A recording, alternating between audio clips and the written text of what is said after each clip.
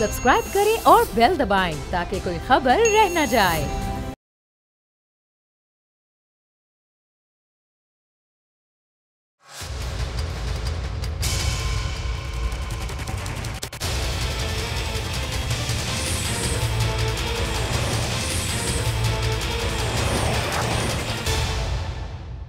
अस्सलाम वालेकुम। यौम दिफा का खुसूसी प्रोग्राम और मैं हूं अरबाब जहांगीर। और इकबाल ने क्या खूब कहा था कि हर फर्द है मिल्लत के मुक़द्दर का सितारा।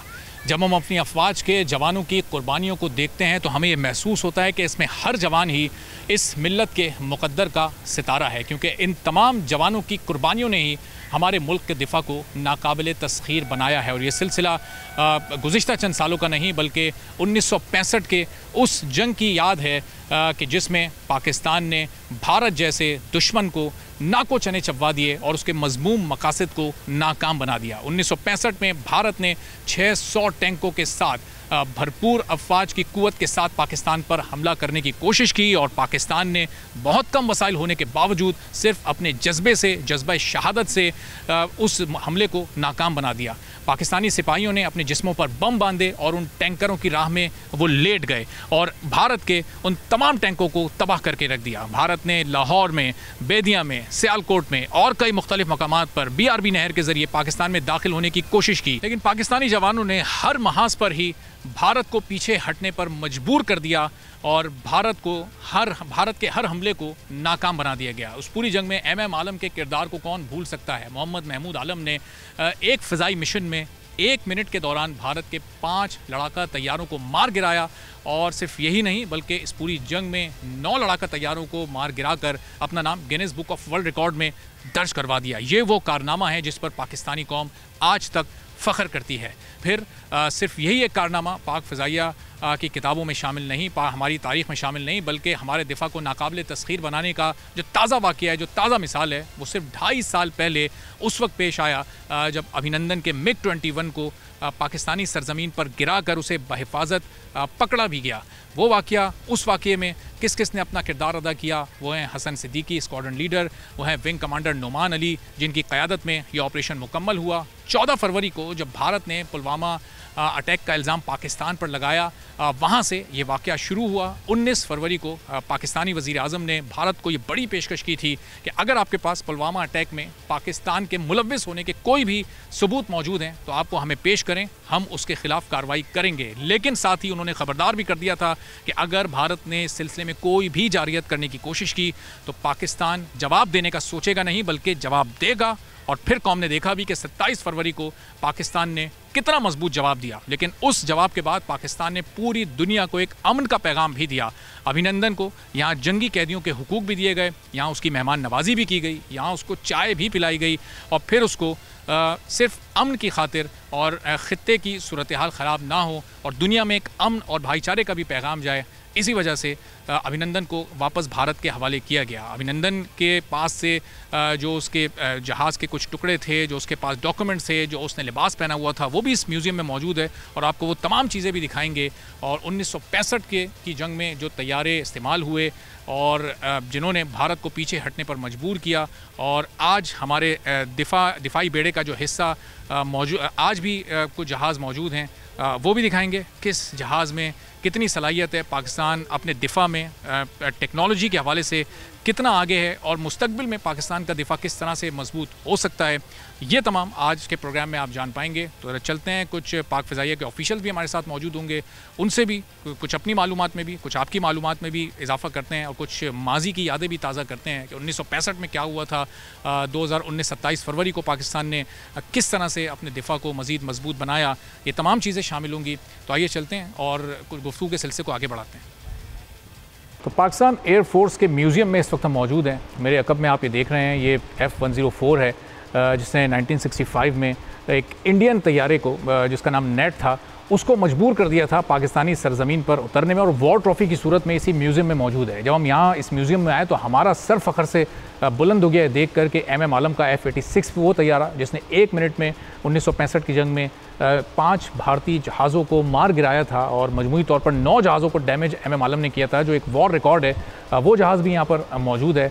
और ज़ाहिर है जब हम पाकिस्तान के दिफा की बात करते हैं यौम दिफा पर, तो ये एक नाकाबिल तस्खीर दिफा है और इसमें पाक फ़िज़ाइया का किरदार यकीनी तौर पर बरी और बहरी अफवाज के साथ बहुत ज़्यादा है, बहुत नुमायाँ है। आउटडोर स्पेस में अभी हम जब मौजूद थे तो वहाँ हमने देखा महराज तैयारे, वहाँ किस तरह से रेडार्स वहाँ पर मौजूद हैं जो कि हमारे दिफा को बहुत ही मजबूत बनाते हैं। अब यहाँ कुछ ऑफिसर्स हमारे साथ मौजूद हैं, ज़रा इनसे भी हम बात करते हैं कि क्या इनके अंदर ये इंस्पिरेशन होती है। ज़ाहिर 1965 की वॉर इन्होंने अपनी आंखों से तो नहीं देखी, किताबों में इन्होंने पढ़ी, अपने बड़ों से इन्होंने वो कहानियाँ सुनी उस वक्त के किस तरह से पाकिस्तानी अफवाज ने भारत को मुंह तोड़ जवाब दिया और किस तरह से पाकिस्तानी फ़ौज के सिपाही अपने जिस्मों से बम बांधकर उनके टैंक्स के सामने लेट गए और अपने से कई गुना बड़ी फ़ौज को वापस पलटने पर मजबूर कर दिया। उमर जावेद साहब मेरे साथ मौजूद हैं जो फ़ाइटर पायलट हैं, राना मुदस्सिर साहब मौजूद हैं, फ़्लाइट लेफ्टिनेंट हैं एयर डिफेंस कंट्रोल के।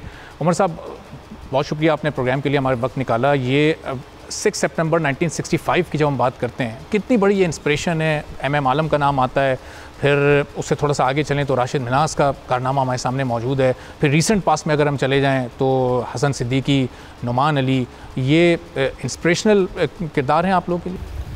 जी बिल्कुल, बहुत आपने ठीक बात की कि ये हमारे लिए रोल मॉडल्स हैं, starting from great MM Alam, then Sarfaraz Rafiqui, flight lieutenant scholar Yunus, flight lieutenant Yusuf, and आप हाजिर हिस्ट्री में बात करें तो अभी 27 फरवरी को जिस तरह आपने देखा कि विंग कमांडर हसन सिद्दीकी और विंग कमांडर नुमान अली ख़ान, जिनको हम जो उनकी इंस्पिरेशन को फॉलो करके उन्होंने पूरी कौम को करके दिखाया कि हम कैसे दुश्मन को मुंह तोड़ जवाब दे सकते हैं।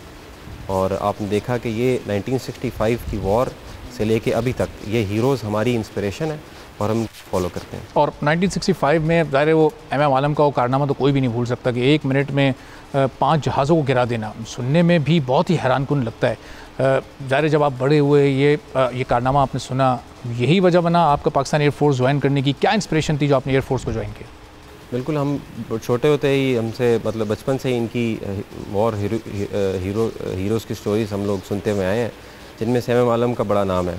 और ये जो आपने इनका रिकॉर्ड बताया है, ये वर्ल्ड में मतलब this is the only one, he is the only one who is able to shot down 5 enemy aircraft in 1 minute, even less than 1 minute, which is the world record, जो कि अभी तक किसी भी दुनिया की एयरफोर्स में किसी पायलट का। और टोटल 9, उस पूरी जंग में टोटल 9 जहाज़ इन्होंने डैमेज किए। बिल्कुल ऐसा ही है, पूरी जंग में उनके टोटल जो he is credit with 9 enemy jets to his credit जो उनकी साथ हैं। और हम बचपन से उनकी स्टोरी सुनते हुए आए हैं और उन्हीं की इंस्पिरेशन की वजह से, उन्हीं को सुन के, उन्हीं की स्टोरीज़ पढ़ के it was great inspiration for us for joining. आप फाइटर पायलट, एक फाइटर पायलट का बेसिक रोल होता क्या है और वो जो दूसरे आपके कोलीग्स होते हैं उनसे कितना डिफरेंट रोल होता है आपका? देखिए, जो एयरफोर्स है it works as a team. Fighter pilots का job basically it is to basically the air defence of the Pakistan with the synergy of the air defence controllers, जो कि हमारे साथ हमारे आइज़ एंड ईयर्स बन के they guide us and subsequently we go and fight in the war zone. So and all the other supporting agencies जो और जी सपोर्टिंग आर्म्स जो एयरफोर्स की हैं, they all work in synergy so that at the end of the day when a fighter pilot press the weapon release so the missiles goes and hit the enemy. यानी front line warrior के तौर पे आप ही अपना role play कर रहे होते हैं और पीछे पूरा आपका एक डिपार्टमेंट, पूरे आपके कोलीग सब आपको फैसिलिटेट कर रहे होते हैं? सपोर्टिंग आर्म्स हैं जो हमें सपोर्ट करती हैं। सब्सिक्वेंटली भी जो फाइनल रोल होता है वो एक फाइटर पायलट का होता है। सही। तो राना मुदस्सिर, आपका बेसिक ऑपरेशन क्या होता है? आप फ्लाइट लेफ्टिनेंट हैं, एयर डिफेंस कंट्रोल में आप काम करते हैं, क्या बुनियादी काम करते हैं? आप एक फैसिलिटेटर का रोल प्ले कर रहे होते हैं फाइटर पायलट्स के लिए? जी, बेसिकली एयर डिफेंस कंट्रोलर का काम उस वक्त से स्टार्ट हो जाता है जब हम एक रेडार स्कोप के ऊपर एक अक्रॉस द बॉर्डर एक जहाज़, एनिमी का जहाज़ देखते हैं जिसकी इंटेंशंस जो होती हैं वो इंट्रूजन की होती हैं हमारी तरफ। हमारा काम वहाँ से स्टार्ट हो जाता है। हम लोग एक हमारे स्पेसिफिक लिमिटेशंस हैं, उसके बाद हम लोग अपना एक एक्शन, टैक्टिकल एक्शन स्टार्ट कर देते हैं। जैसे ही they try to intrude our aerial frontiers, तो हम लोग अपना एयर डिफेंस अलर्ट जारी करते हैं, जिसके बाद पायलट एयरबॉर्न हो जाता है जहाज़ में और जिसके बाद तमाम टैक्टिकल एक्शन स्टार्ट हो जाता है। तो basically we become the eyes and ears of the pilot in the war zone. अच्छा, आजकल जो हम जिस तरह सुनते हैं ये सरहदी खिलाफ वर्जी हो गई, कोई अभी जिस तरह आप वो MiG-21 वाला वाक़या, अभिनंदन वाला वाक़या ले लें, तो कोई गैर मुल्की जहाज़ किस हद तक हमारी सरहद के अंदर आ जाए तो फिर हमें ऑर्डर्स होते हैं उसको हमें, यानी उसको कैसे ट्रीट करना होता है हमें? हमने अपनी ख़ित्ते की हालात को देखते हुए different rules of engagement define किए हुए होते हैं। हमने डिफरेंट लिमिटेशंस डिफ़ाइन की होती हैं डिफरेंट हालात के मुताबिक। हमने एक लिमिटेशंस डिफ़ाइन की हुई कि अगर वो उसकी इंटेंशंस देखी जाती हैं, अगर दुश्मन की जो जहाज़ है और वो उसकी इंटेंशंस ऐसी है कि उसने इंट्रूजन करनी है और उसने हमारी तरफ जारियत का रोल अपनाया हुआ है, तो हमारा भी फिर उसी के हिसाब से अपने रूल्स ऑफ एंगेजमेंट डिफ़ाइन करके हमारा टैक्टिकल एक्शन उसी के मुताबिक होता है। सही। और जो हमारा इंजीनियरिंग डिपार्टमेंट है, ज़ाहिर है अभी उसकी रिप्रेजेंटेशन यहाँ मौजूद नहीं है, लेकिन अगर उससे मुताल्लिक आप कुछ बता सकें कि टेक्नोलॉजी वाइज अभी पाकिस्तान किस हद तक आगे जा रहा है। हमारा दिफा हमने देखा माजी में बहुत ही नाकाबिल तस्खीर रहा है। हम शायद तादाद में बहुत कम हो, लेकिन क़ुव्वत, ताकत और जज्बा ईमानी में हम बहुत ज़्यादा रहे हैं। तो इन फ्यूचर हमारी ये स्ट्रेंथ और आगे की जानिब बढ़ रही है और हम स्ट्रेंथन होते जा रहे हैं इन डिफेंस। जी बिल्कुल, आपने बिल्कुल ठीक कहा। जो तादाद मैटर नहीं करती, जो जज्बा ईमानियत और जहाद का जज्बा और जंग का जज्बा ही आपको कामयाबी की तरफ लेके जाता है। हम हमेशा तादाद में कम रहे हैं दुश्मन से, बट हमारा जो जज्बा था उसकी वजह से हम यकीनी तौर पे हर जगह हम अल्लाह ने फ़तह अता की है। तो जहाँ तक हमारी टेक्नोलॉजी का ताल्लुक़ है, हम बहुत तेज़ी से और अच्छे तरीके से मॉडर्न एयर फोर्सेस के मुकाबले में बहुत अच्छे तरीके से और तरक्की कर रहे हैं। इंटरनेशनल प्रिक्योरमेंट्स के साथ हम एक मॉडर्न एयर फोर्स, दुनिया की एक मॉडर्न एयर फोर्स बन चुके हैं और इंशाल्लाह हम इसी तरफ काम करते रहेंगे। ठीक है। अच्छा, अभी आपके बैक साइड पे जो जहाज़, हम ये इंडियन जहाज़ देख रहे हैं, इस पर एक वॉर ट्रॉफ़ी का टैग लगा हुआ है, नेट इसका नाम है गालिबन। मेरे कप में जो 104 है, ये इसके थ्रू इसको हम कैप्चर करने में कामयाब हुए। ये वाक़या क्या था, अगर हमारे सुनने वालों को ज़रा आप बताएं, किस तरह से हमने इस इंडियन जहाज़ को सही साबुत हालत में उतारा और फिर इसका पायलट राजपाल सिंह गालिबन उसका नाम था, उसको हमने फिर अभिनंदन की तरह वापस भेज दिया था? जी बिल्कुल, जैसे कि मैंने पहले बताया आपको कि हमारा टैक्टिकल एक्शन उसी वक्त स्टार्ट हो जाता है जब हम एक दुश्मन के जहाज़ की इंटेंशंस देखते हैं। इसकी इंटेंशंस भी बिल्कुल इसी तरह थी कि इसने आके पस्तूर के इलाके में इसने अपनी एक्टिविटी करनी थी, जो इसने अपना इंटेलिजेंस गैदरिंग करनी थी। इसके बाद जैसे ही हमारे रडार स्कोप्स पे इसको पेंट किया गया और हमारे पायलट्स एयरबॉर्न हुए, तो हमारे दोनों पायलट्स ने इसको एक साथ अपने रखा और एक पायलट हमारे इसके ऊपर इसको कवर फराहम किया और दूसरे ने इसको गाइड किया लैंडिंग की तरफ। जैसे ही जब ये लैंड हो गया, तो जब तक कि क्लियर नहीं हो जाती एयर स्पेस, तब तक वो हमारे पायलट्स इन द एयर रहे थे, ताकि हमें कोई बैरूनी ख़तरा मज़ीद इस जहाज़ के बाद कोई अगर फेस करना पड़े तो उसको क्लियर। अच्छा, इस इवेंट पे इसको हिट क्यों नहीं किया गया इस जहाज़ को? क्या एयर डिफेंस कंट्रोल से ऐसी इंस्ट्रक्शंस नहीं थी पायलट्स को, या ये किसका डिसीजन होता है कि कब आपने हिट करना है और कब आपने हिट नहीं करना? हिटिंग से ज़्यादा एक बड़ा वो होता है कि अगर आप किसी को फोर्स लैंड करा लें, तो force land is a war trophy. जैसे कि ये इसको अगर हमारा दुश्मन नेगेट करना चाहे तो उसको नेगेट नहीं कर सकते, क्योंकि सही सालिम एक जहाज़ आपका लैंड कर गया हुआ है और एक सही सालिम पायलट उतर गया हुआ है। It is very easy to shoot an aircraft, but उसको फोर्स लैंडिंग उससे भी ज़्यादा बड़ा कारनामा समझा जाता है। मैं इस चीज़ में ऐड करना चाहूँगा। बेसिकली जब आपको जहाज़ की इंटेंशंस पता हो कि he is now no factor and he's not going to fight you, so then the better option is to make him land rather than to kill him, so that it's more desirable to make him land after he is off his weapons. So this guy was having some issues with his aircraft, and he put his landing gears down and he was circling over the Pasur airfield, and subsequently this F-104 made him land over the airfield. Umar के दुश्मन को हमारी ताकत का सही तौर पर अंदाज़ा नहीं है, या वो किसी मुगालते में या कोई मिथ उनके जहन में मौजूद है? कभी उनका तैयारा हम सही साबुत हासिल कर लेते हैं, अभिनंदन का तैयारा हम गिरा देते हैं, मतलब वो जब भी हमला करते हैं हमेशा वो मुँह की खाते हैं और पिट कर ही वापस जाते हैं। उनके पायलट्स को हम भले ज़िंदा सलामत वापस भेज देते हों, फिर ये बार बार क्यों इस तरह के अटैक्स करते हैं? देखिए आप कभी भी अपने किसी भी एनिमी को, you can not underestimate your enemy. Similarly Indian the enemy has also not underestimated us at all. There might be some problem in their planning. I can say that they have not done their estimations to the utmost level. So subsequently, when there is a war, so one has to lose and one has to win. But I think that now they have learned their lesson in the recent skirmish. अच्छा ma'am, आजकल तो hybrid warfare का दौर है। अब वो ज़ाहिर है जिस तरह 65, 71 और वो जो कारगिल वाले जिस तरह वो जंगी हुई, वो उस तरह का माहौल अब आजकल नहीं नज़र आता आम तौर पर। रिसेंट पास में ज़ाहिर MiG-21 या अभिनंदन वाला वाक़या ज़रूर हुआ। तो अब आप लोग के चैलेंजेस माजी के मुकाबले में कुछ कम हुए हैं कि इस तरह की फ़ाइट्स, इस तरह की वॉर्स का ख़तरा तो कम है, अब वो वॉर टर्न होकर सोशल मीडिया पर और वो मीडिया पर एक नैरेटिव की सूरत में लड़ी जा रही है? एग्जैक्टली इस वक्त ये 5th जनरेशन वॉरफेयर का दौर है। इस वक्त हमें जो ख़तरा दरपेश है वो इसी तरह के नैरेटिव बिल्डअप का ख़तरा दरपेश है। इस वक्त हमें जो ज़्यादातर ज़रूरत है, हमें be it the aerial frontiers और द ग्राउंड फ्रंटियर्स, हम वहाँ से अल्हम्दुलिल्लाह अपने आप को प्रूव कर चुके हुए हैं। बट हमें हाइब्रिड वॉरफेयर में अपने आप को कोप अप करना पड़ेगा और लेटेस्ट टेक्नोलॉजीज़ और लेटेस्ट ट्रेंड्स के से हम आहंग करना पड़ेगा, ताकि हमें पता होना चाहिए कि अगर नैरेटिव बिल्डअप होता है और जो सब्सिक्वेंटली बाद में बॉर्डर और जारियत की तरफ जाता है, तो हमें उससे अपने आप को हम आहंग करना पड़ेगा। सही। और ज़रा एक आम आदमी और हमारी फोर्सेस में शायद फ़र्क ये होता है, हमारे मुल्क का क्या बल्कि पूरी दुनिया का एक आम आदमी अपनी जान देने से डरता है, और आप लोग आते ही इसमें शहादत का रुतबा हासिल करने और आप लोग को जान का कोई खौफ नहीं होता। ये कौन सा जज्बा होता है? ये एक बाई बर्थ ये होता है, या फिर जब आप लोग अपनी ट्रेनिंग करते हैं, फोर्सेस को ज्वाइन करते हैं, तो ये उसके बाद ये जज्बा आपके अंदर आता है? ये जज्बा कहाँ से शुरू होता है? देखिए, ये जज्बा शहादत तो हमारे दीन का हिस्सा है।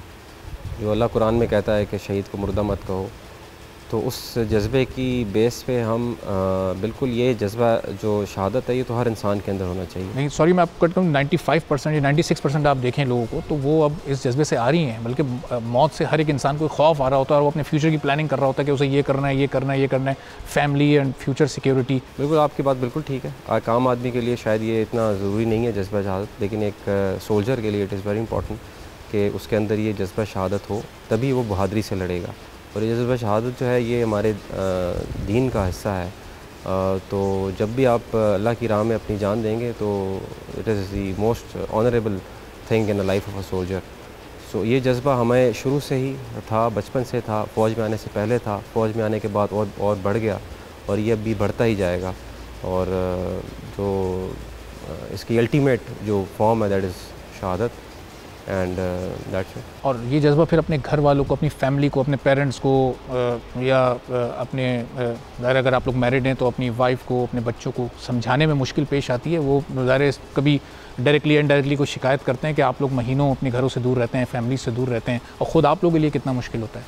बिल्कुल, आप बात बिल्कुल ठीक है। सेक्रीफाइस जो है वो ऑब्वियसली आपकी फैमिली कर रही होती है। हमारी रूटीन्स थोड़ी सी टफ़ हैं एज़ फार एज़ अगर आप कॉमन मैन की बात करें तो उससे हम काफ़ी डिफरेंट लाइफ गुजार रहे होते हैं। तो ये सेक्रीफाइस का जज्बा आपकी फैमिली के अंदर भी होता है उतना ही जितना आपके अंदर होता है। उनको भी पता है, हमारे पेरेंट्स को, वाइफ एंड चिल्ड्रन, सबको ये अंदाज़ा है कि हमारे फादर, हमारे शौहर या हमारा बेटा जो है वो उस कौम का पहले है, उसके बाद पर रुका है। तो हमने इस कौम को सर्व करने का ओथ लिया हुआ है। So we are going to follow it and then subsequently the other things. सही। और यही सवाल मैं आपसे पूछूंगा कि ये फैमिली के लिए कितना मुश्किल होता है? ज़ाहिर है आपकी अपनी इंडिविजुअल सेक्रीफाइस हो तो अपनी जगह पर है क्योंकि आपके अंदर वो जज्बा मौजूद है, लेकिन जो आपसे मुंसलिक लोग हैं, जो आपके पेरेंट्स हैं, उनसे एकदम आप दूर चले जाएँ, आप तो ज़ाहिर सर्वाइव करेंगे और चूँकि आप अपनी जॉब कर रहे हैं, उन लोगों के लिए बड़ा मुश्किल होता है फिर इस जज्बे के साथ कंटिन्यू करना। एग्जैक्टली ये फैमिलीज़ के लिए बहुत ज़्यादा मसला होता है कि जब हम लोग दूर होते हैं, बीइंग द ब्रदर्स और being the sons from our parents and siblings, लेकिन it is the cause for what we are going out, it is the cause। हम जब घर से बाहर कदम रख रहे हैं तो हमारा सिर्फ एक ही जज्बा और एक ही कॉज है कि अल्लाह ताला की राह में अपना जो भी हम काम कर रहे हैं, अल्लाह ताला की राह में कर रहे हैं, और अपनी जान भी अगर देनी पड़ेगी तो हम ज़रूर देंगे, क्योंकि हमने जब हल्फ लिया था इस परचम में लिपटने का, तो वाई नॉट। सही। अच्छा, वो जो एक ट्रेनिंग का पीरियड होता है उसमें वो चूँकि वो एक लंबा पीरियड होता है आप लोग के ज्वाइन करने के बाद, तो वो बहुत सख्त भी होती है, एक आम लोगों के लिए तो सुनने में बहुत सख्त होती है। उसके दौरान कहीं कोई ऐसा दिल चाहता है कि नहीं यार बस ये नहीं करना, सुबह क्योंकि हम सुनते हैं कि कुछ 4:30-5 बजे आप लोग उठते हैं और फिर बड़ी हार्ड ट्रेनिंग्स होती हैं फिज़िकली भी, तो उसमें कहीं कोई हौसला कभी कम होता हो कि बस यार आज नहीं करना, ये नहीं हो सकता मुझसे? ये लेकिन फ़िज़िकल लिमिटेशंस तो हर इंसान की जब होती हैं तो ऑब्वियसली आपको कई दफ़ा आपको लगता है कि ये मुझसे नहीं हो पाएगा, बट वही आपका जज्बा, आपका मोराल आपको इस तरफ रखता है, आपको स्टेडफास्ट रखता है कि you should continue to train yourself. Subsequently, when you end up in serving and when you end up doing the job which you are trained for, so then you realize कि जो training थी वो आपको क्यों इतनी tough कराई गई, why you are made so strong physically then mentally, वो किस लिए थी? वो इसीलिए थी, इस दिन के लिए थी कि जब आप एनिमी को फेस करें जंग में तो आपको फिज़िकली और मेंटली दोनों स्ट्रॉन्ग होना चाहिए, और वो हमें ट्रेनिंग सिखाती है। सही। और Umar same case, sorry Rana Mudassir, same case with you, कि वो जो ट्रेनिंग होती है उस दौरान कभी उस ट्रेनिंग के कोई ऐसा ख्याल आया कि यार ये बड़ी सख्त ट्रेनिंग है और इसको मैं छोड़ दूँ, या फिर नहीं मेरा जज्बा है मुझे मुकम्मल करना है और जाना ही जाना है? देखिए, वी ऑल आर ह्यूमंस, हमारी भी ह्यूमन लिमिटेशंस आती हैं, हम ब्रेक डाउन कर जाते हैं बीच में, but it is our air force family and our coursemates and all the seniors and juniors who learn us to cope up with the challenges. तो ये एयरफोर्स फैमिली बहुत मैटर करती है बाद में। उसके बाद आपका जज्बा होता है जो आपको गो थ्रू कराता है पूरा ट्रेनिंग पीरियड। दैट्स वाई उसके बाद आप एक आपके ख़ुद की एक इंट्रिंसिक मोटिवेशन आ जाती है कि we are doing for a great cause, so we should do. ठीक है, तो ये जनाब देखा आपने, राना मुदस्सिर और उमर जावेद साहब हमारे साथ मौजूद थे, और ये जज्बा ही है जो कि हमारे दिफा को इस हद तक मजबूत किए हुए है कि दुश्मन हमें मैली आँख से देख नहीं सकता, और जब भी कभी उसने कोशिश की है तो हमेशा उसे मुंह तोड़ जवाब मिला। एक ब्रेक लेते हैं, ब्रेक के बाद वापस आएंगे, मज़ीद गुफ्तगू करते हैं।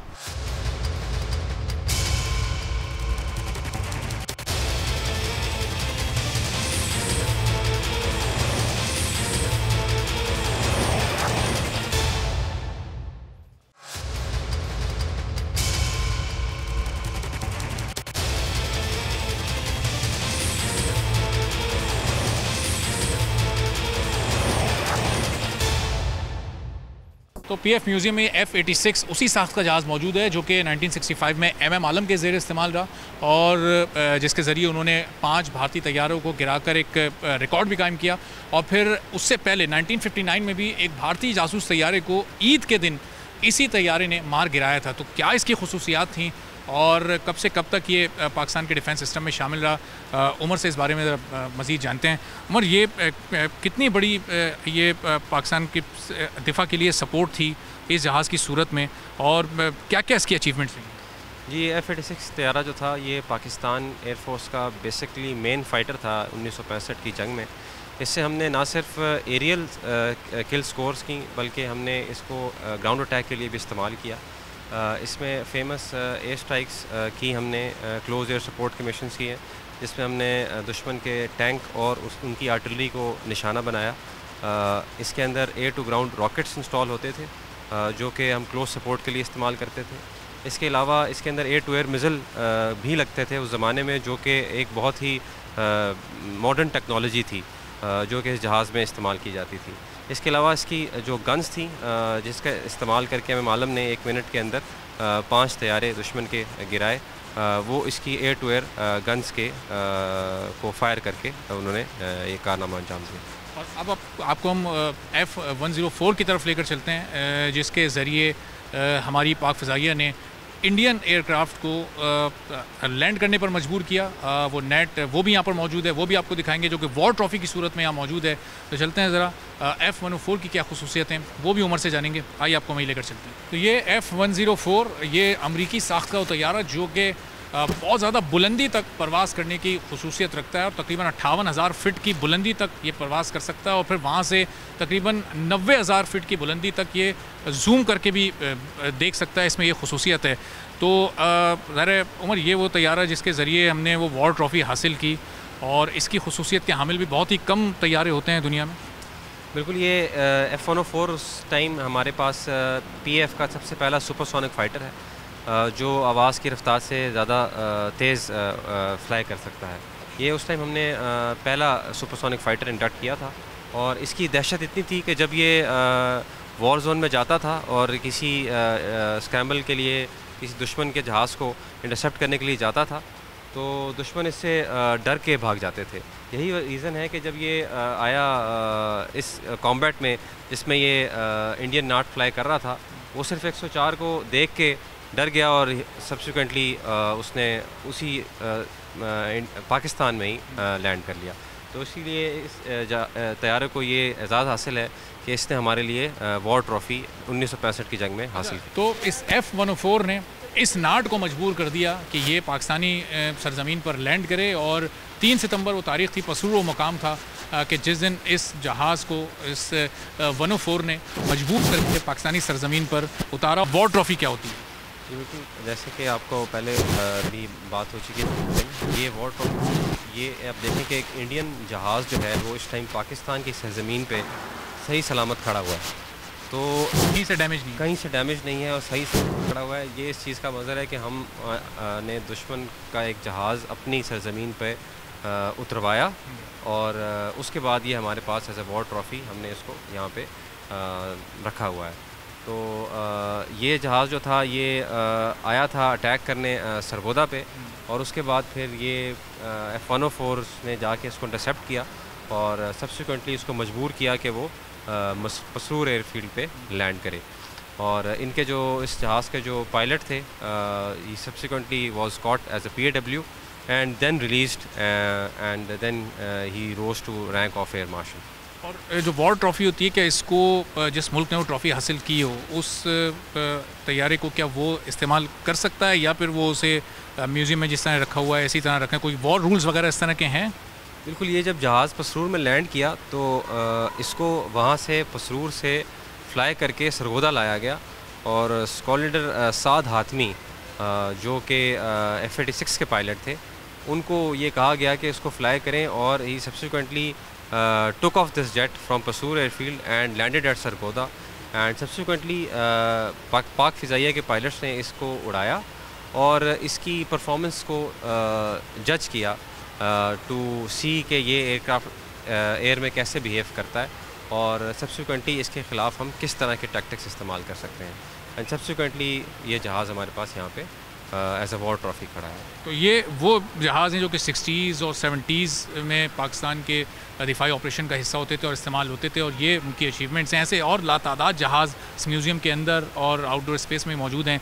लेकिन अब ज़रा ये जो ऑपरेशन स्विफ्ट रिटॉर्ट था 27 फरवरी 2019, उस दिन क्या कुछ हुआ और कुछ उससे मुतालिक भी चीज़ें बड़ी इंटरेस्टिंग अंदर मौजूद हैं जो यकीनन आप लोग देखना चाहेंगे, तो ज़रा वो भी आपको दिखाते हैं। तो पाकिस्तान एयरफोर्स के म्यूज़ियम में ऑपरेशन स्विफ्ट रिटॉर्ट का ये एक अलग से पोर्शन बनाया हुआ है और इस पोर्शन में भी हम आपको दिखाते हैं, बल्कि यहाँ पूरी कहानी इस ऑपरेशन स्विफ्ट की आपको बड़ी आसानी के साथ समझ आ जाएगी कि ये वाक़या कब से शुरू हुआ था। 14 फरवरी 2019 का वो दिन था जो कि पूरी दुनिया में वैलेंटाइंस डे के तौर पर मनाया जाता है और उस दिन ज़ाहिर है एक दूसरे को खुशी के और मोहब्बत के पैगाम दिए जाते हैं। लेकिन भारतीय फोर्सेस ने, भारतीय हुकूमत ने उस दिन न सिर्फ अपनी कौम को बल्कि पूरी दुनिया को एक झूठा और एक जंग का पैगाम दिया, एक गलत पैगाम दिया। पुलवामा अटैक करवाया उन्होंने खुद, जो कि अब पूरी दुनिया के सामने ये चीज़ बेनकाब हो चुकी है, लेकिन इल्ज़ाम पाकिस्तान पर लगाया गया। लेकिन पाकिस्तान ने इस इल्ज़ाम का भरपूर जवाब दिया और सिर्फ 5 रोज़ बाद ही वज़ीर आज़म इमरान खान ने, जो उस वक्त वज़ीर आज़म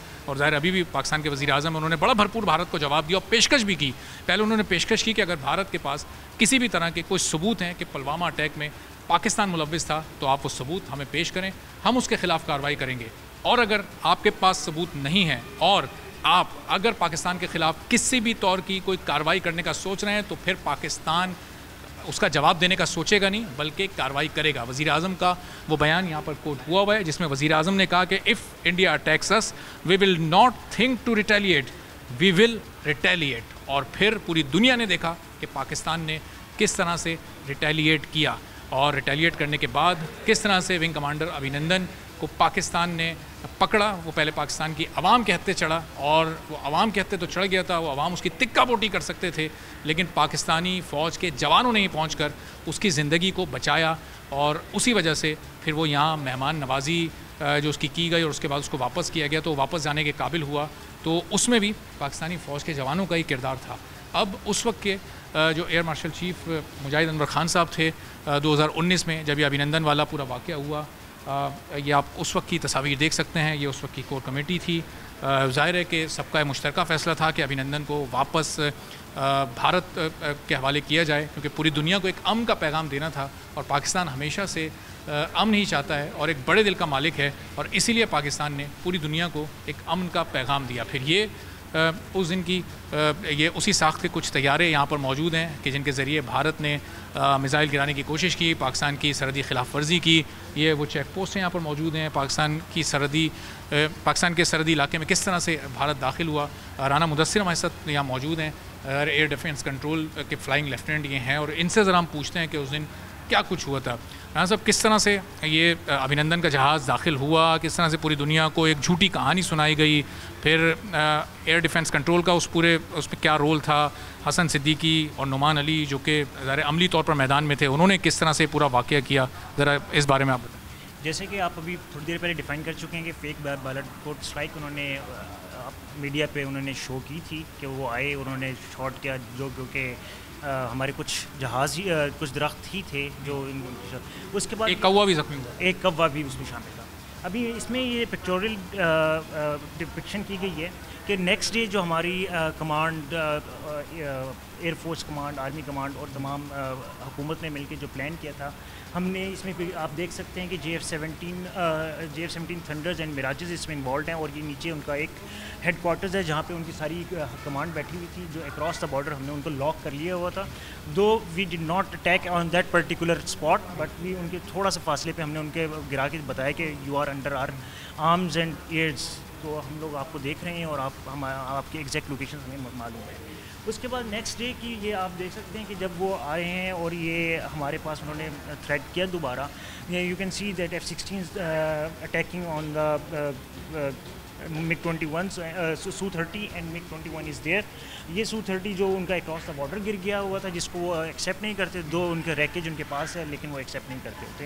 and this is the MiG-21 diving down in are territory. अभिनंदन वाला ये F-16 से शॉट हो रहा है और ये डाइव डाउन हो रहा है हमारे पास। अभिनंदन जब यहाँ गिरा और वो फिर वहाँ के जो लोग थे, जो मकीन थे, उन लोगों ने जिस तरह से उस पर एक हमला ही किया था, अगर पाकिस्तानी आर्मी के जवान वहाँ नहीं पहुँचते तो क्या वो ज़िंदा बच सकता था? एग्जैक्टली जज्बा हुब्बुल वतनी में तो उससे सरशार थे हम लोग, और हमारे एज ए नेशन हमारा तो यही है कि एक ही थ्रेट है और वो हमें अटैक करने आया था। अगर आर्मी ने, ये तो हमारा एक इंटरनेशनल पीस का था कि हमने उनको वापस किया। अब सेंस ऑफ रिस्पॉन्सिबिलिटी थी हमारी, रिस्पॉन्सिबिलिटी थी हमारी कि बिल्कुल कि हम लोग एक रिस्पॉन्सिबल फोर्स, रिस्पॉन्सिबल नेशन है। अदरवाइज़ जज्बे से तो जंगें जीती जाती हैं, लेकिन जज्बे में लोगों ने उसको नहीं बचाना था। अदरवाइज़ जब तक वो आर्मी पहुंची उसने उसको रेस्क्यू किया और उसको एक रिस्पॉन्सिबल फ़ौज की तरह हम लोगों ने उसका ख्याल रखा। नेक्स्ट में आप ये देख, और इधर जाने से पहले ज़रा वो जो एक वॉर ट्रॉफ़ी, क्योंकि एक और वॉर ट्रॉफ़ी इस इवेंट के बाद हमें मिली, एक वॉर ट्रॉफ़ी तो हमने बाहर देखी थी जो कि 1965 की थी, तो उस वॉर ट्रॉफ़ी की तरफ ज़रा चलते हैं और वो देखते हैं कि क्या हाल हुआ था उस MiG-21 का। और फिर वापस आकर ये जो अभिनंदन की चीज़ें हैं, जो महंगा तरीन चाय का कप वो पाकिस्तान में पी कर गया, जिसकी तारीफ़ भी उसने की कि टी वो इज़ फैंटास्टिक, तो वो भी आपको दिखाएंगे। और ये वो पाकिस्तान की सेकंड वॉर ट्रॉफ़ी कहा जाएगा या और भी वॉर ट्रॉफ़ीज़ कुछ पाकिस्तान में? सेकंड वॉर ट्रॉफ़ीज़ तो नहीं कहा जाएगा क्योंकि पाकिस्तान के पास ऑलरेडी बहुत सारी ट्रॉफ़ीज़ मौजूद हैं, लेकिन ये रीसेंट पास की सबसे अच्छी ट्रॉफ़ी है क्योंकि ये आप देख सकते हैं उसका टेल है जहाज़ का जो मौजूद है यहाँ पे, और एक्चुअल टेल मौजूद है और इंजन का रैकेज और वेपन, उसने पूरा एक जहाज़ और 4 मिसाइल्स हमारे पास दे दिए जो है कि एक वॉर ट्रॉफ़ी ही। वो मिसाइल्स भी यहाँ मौजूद हैं? यहाँ पे मिसाइल्स यहाँ पे मौजूद नहीं है। ये इंजन है उस जहाज़ का? जी एग्जैक्टली, ये इंजन है और इंजन के साथ ये विंग्स का पोर्शन मौजूद है यहाँ पे। और ये उसका विंग है और उसकी टेल है उससे? ये जहाज़ की टेल मौजूद है, जो एक्चुअल टेल जहाज़ की जो उस वक्त मौजूद थी, ये वो। जब इस तरह से कोई वॉर ट्रॉफ़ी हम हासिल करते हैं तो उसके बाद क्या फ़ील आती है? वो एक जो जंग जीतने की फ़ील होती है वैसी एक फ़ील आती है? एग्जैक्टली जो एक जज्बा होता है, एक मोराल अप हो जाता है एज अ नेशन। आपने देखा होगा कि जैसे ही आपको पता चले कि आपने 2 जहाज़ मार गिरा दिए हैं तो इसके आप एज अ नेशन उठ खड़े होते हैं और आपका जज्बा मल्टीप्लाई बाय 100 हो जाता है कि हम अब तो एक नाकाबिले तस्खीर कौम बन चुके हुए हैं। और अभिनंदन साहब के पास से क्या क्या मिला? विंग कमांडर अभिनंदन जो बहुत बड़े हीरो बनकर पाकिस्तान में दाखिल होने की कोशिश कर रहे थे, तो किस तरह से वो ज़ीरो होकर गए, उनसे उनके पास से जो चीज़ें, उनको एक्चुअल ड्रेस जो था उसको क्या कहते हैं, किस काम में वो आता है, और ये उनके पास कुछ बैटरीज़, कुछ टॉर्च हमें यहाँ नज़र आ रही है, एक मुख्तलिफ़ किस्म की नाइफ़ भी मौजूद है। इससे मुतालिक भी राना मुदस्सिर में ब्रीफ करेंगे। तो राना साहब, ये वो ड्रेस है जो कि आप जिस वक्त कोई पायलट जहाज़ को उड़ा रहा होता है उस वक्त ये वेयर करता है? एग्जैक्टली ये फ्लाइंग कवरऑल है, साथ में उनका जी सूट मौजूद है जो कि बेसिक नेसेसिटीज़ होती हैं कि एक जहाज़ में कॉकपिट में जाने के लिए। उसके साथ जो बेसिक अशे ज़रूरियात जो कॉकपिट के अंदर मौजूद होती है for the survival of the aircraft और for the survival of the pilot. अगर कुछ देर के लिए अगर पायलट को कहीं पे क्रैश लैंडिंग करनी पड़ जाए तो ये सामान मौजूद होता है। ये सारा सामान असली हालत में यहाँ पे मौजूद है। अच्छा, और ये उस वक्त इस्तेमाल के काबिल था? क्योंकि उस वक्त कुछ खबरें ऐसी भी आई थी कि ये तो वो एक्सपायर्ड सामान लेकर घूम रहे थे। एग्जैक्टली जब बाद में तहकीकात की गई और चीज़ें देखी गई और खोली गई तो ये पता चला कि ये 2016 से एक्सपायर्ड है, जो उनकी अनप्रोफेशनलिज्म का सबूत है कि ये इतनी अनप्रोफेशनल एयरफोर्स हैं कि उनके पास पायलट के पास सामान भी एक्सपायर्ड था। अच्छा, और ये वो मैप जिसको उन्होंने उस वक्त ज़ाय करने की, खाने की, चबाने की भी कोशिश की थी ताकि ये पाकिस्तानी फोर्सेस के हाथों में ना लगे? एग्जैक्टली ये सीक्रेट डाटा होता है। हर मिशन पे जाने से पहले हर पायलट के पास सीक्रेट डाटा मौजूद होता है जो कि उसने अपने एक्सरसाइज करना होता है। और चूंकि ये mission across the enemy territory कर रहा था वो, तो उसके पास बहुत ही सीक्रेट किस्म का डाटा मौजूद था जो उसने ज़ाया करने की कोशिश की थी। लेकिन हमने इसको मौजूद सेफ़ रखा और मौजूद रखा कि देखें ये एक वाज़ेह सबूत है कि हाउ प्रोफेशनल वी आर। और ये वो मशहूर ज़माना चाय का कप जो कि दुनिया की महंगी तरीन चाय के कप के तौर पर जाना गया। अब जब भी 27 फरवरी का दिन आता है तो सोशल मीडिया पे भी एक ट्रेंड चलता है कि टी इज़ फैंटास्टिक, और फिर सब अपनी अपनी मर्ज़ी के ट्वीट्स और अपने अपने स्टेटस अपडेट करते हैं। तो ये कप तो बहरहाल पाकिस्तान का है। एग्जैक्टली ये पाकिस्तानी मेड कप है और ये इसके ऊपर एक चिट डिपिक्ट कर रही है पाकिस्तान एयरफोर्स मेस की कि उसके ऊपर उन्होंने एक कॉस्ट भी लिखी हुई है चाय के कप की जो है 1 MiG-21। तो यू कैन वेल इमेजिन कि एक चाय का कप कितना कॉस्टली। और ये इस बात का भी सबूत है कि पाकिस्तानी कौम, पाकिस्तानी फोर्सेस कितनी मेहमान नवाज है। जी बिल्कुल, जैसे कि उन्होंने अपने सवाल के जवाब में बताया था कि T was fantastic because T was fantastic. और इसकी एक रिसिप्ट भी यहाँ कहीं इसी म्यूज़ियम में मौजूद है। एग्जैक्टली यहाँ पे एक रिसिप्ट का पिक्टोरियल डिपिक्शन मौजूद है यहाँ पे। मैं आपको ये रिसिप्ट भी हम दिखाना चाहेंगे ज़रा लोगों को, क्योंकि ये ज़ाहिर है लोगों को इस चाय की कीमत जानने का बड़ा इश्तियाक है। बहुत सारे लोगों को पता भी है। अगर इसको थोड़ा सा हम ज़रा जूम करके दिखाएं तो ये उसकी पिक्टोरियल रिसिप्ट है जिसमें 1 कप चाय के विंग कमांडर अभिनंदन का बिल है। और इस बिल है, ये जो बिल है वो है MiG-21। ये इस तरह से ये ऑपरेशन स्विफ्ट रिटॉर्ट की कहानी थी कि हमला करने आए थे अभिनंदन, लेकिन यहाँ से बड़ी मुश्किल से अपनी जान बचाकर और पाकिस्तानियों के बड़े दिल की वजह से और पाकिस्तानियों की मेहमान नवाजी की वजह से वो ज़िंदा और सही सलामत हालत में गए। और अब भारत में वहाँ उनका क्या हाल है ये तो अब सभी जानते हैं। तो पाकिस्तान पर जो भी मैली नज़र से देखने की कोशिश करेगा या हमला करने की कोशिश करेगा तो पाकिस्तानी अफवाज और पाकिस्तान की हुकूमत, पाकिस्तान की कौम कितना भरपूर दिफा पाकिस्तान का मजबूत है और कितनी हिम्मत और ताकत और जज्बा इस कौम में, वो यहाँ सबके सामने मौजूद है। तो पाकिस्तान एयरफोर्स के म्यूज़ियम में बहुत सारे लोग भी यहाँ पर आ रहे हैं। ज़ाहिर यौम दिफा का मौका है, लोग भी यहाँ आते हैं, जानना चाहते हैं कि किस तरह से हमारी फोर्सेस ने हमारे दिफा को मजबूत बनाया। 6 सितंबर 1965 की जंग में किस तरह से हमने भारत को नाको चने चबवाए। तो कुछ लोगों से भी यहाँ जानते हैं कि यहाँ पर क्यों आ रहे हैं, तफरी सिर्फ मकसद है या कुछ मालूमात भी हासिल करनी है। अस्सलाम वालेकुम। वालेकुम सलाम। अब ये यौम दिफा का मौका है, ज़ाहिर है ये तो सबको पता 6 सितंबर यौम दिफा होता है। तो यहाँ ख़ास तौर पर घूमने आए या कुछ इन्फॉर्मेशन भी लेनी थी, ये म्यूज़ियम विज़िट करना था?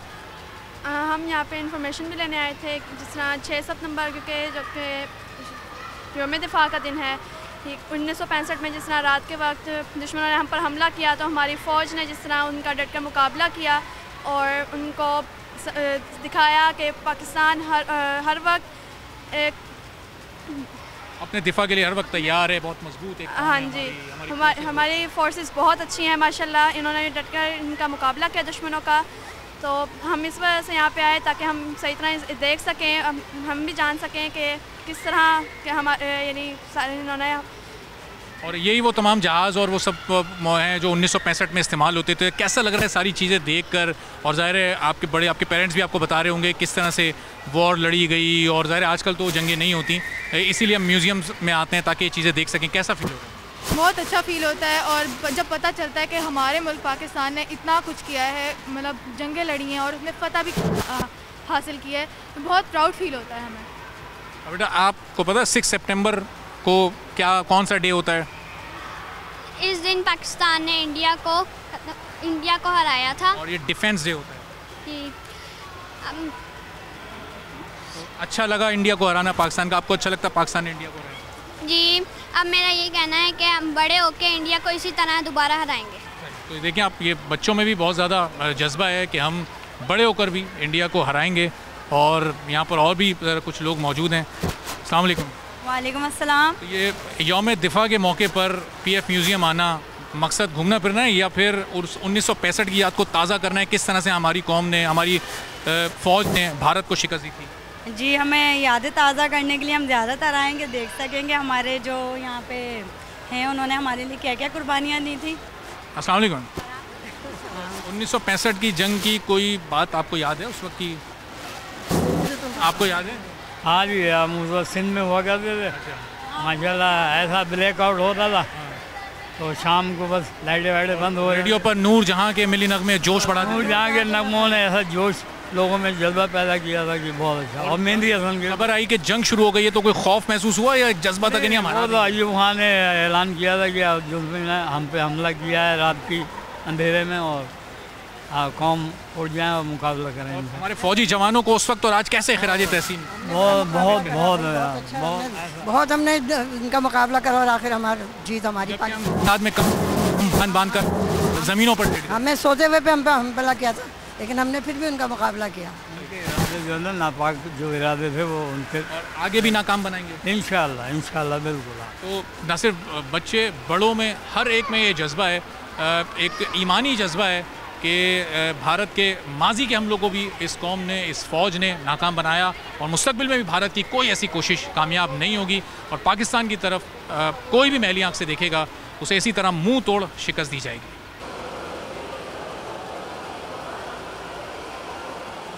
तो प्रोग्राम के आखिर में आपको यादगार शोहदा भी दिखानी थी। ये वो यादगार शोहदा है कि जिसमें जगह हासिल करने के लिए इस कौम के जवान हर वक्त तैयार हैं। इस कौम की हिफाजत के लिए हमारी फोर्सेस के जवान किसी भी हद तक जाने को तैयार रहते हैं, अपनी जानों को कुर्बान करने से भी दरेग नहीं करते और इसी वजह से यादगार शोहदा बनाई जाती है। और इस यौम दिफा पर हमारी फोर्सेस की जानिब से ये थीम भी रखी गई थी कि वतन की मिट्टी गवाह रहना। तो वतन की मिट्टी गवाह है अपने जवानों की शहादत की और इसी मुनासबत से पाक फ़िज़ाइया ने एक नगमा भी बड़ा ही शानदार तैयार किया है और वो नगमा भी जाते जाते आपको सुनवाएंगे और इसी उम्मीद, यकीन और दुआ के साथ अपने प्रोग्राम का भी अख्तिताम करेंगे कि हमारी फोर्सेस पाकिस्तान का दिफा, पाकिस्तान इसी तरह से तरक्की करता रहे और पाकिस्तान का दिफा मजबूत से मजबूत तर होता रहे। और एक बात तो तय है कि पाकिस्तान इस वक्त नाकाबिल शिकस्त है और इसकी सबसे बड़ी और बुनियादी वजह हमारी मजबूत फोर्सेस हैं। हमारी फोर्सेस के जवानों का जज्बा ईमानी है, जज्बा शहादत है। हमारी फोर्सेस को जब एक जवान ज्वाइन करता है तो वो सिर्फ शहीद होने के लिए, अपने वतन की हिफाजत के लिए और अपने वतन पर कुर्बान होने के लिए इन फोर्सेस को ज्वाइन करता है। ये लोग सरहदों पर ड्यूटी देते हैं तो हम सुकून की नींद सोते हैं। ये लोग अपनी जानें देते हैं तो हम अपनी ज़िंदगी को आसानी के साथ गुजारने के काबिल होते हैं।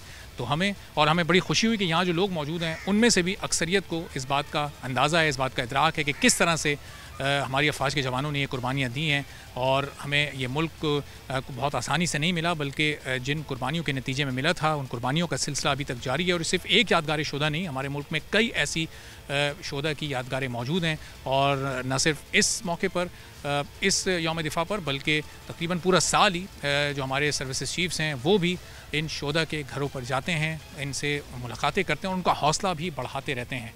तो पाक फ़िज़ाइया ने जो नगमा तैयार किया है आप लोग वो देखिए और मुझे इस प्रोग्राम से इजाज़त दीजिए। अल्लाह हाफ़िज़।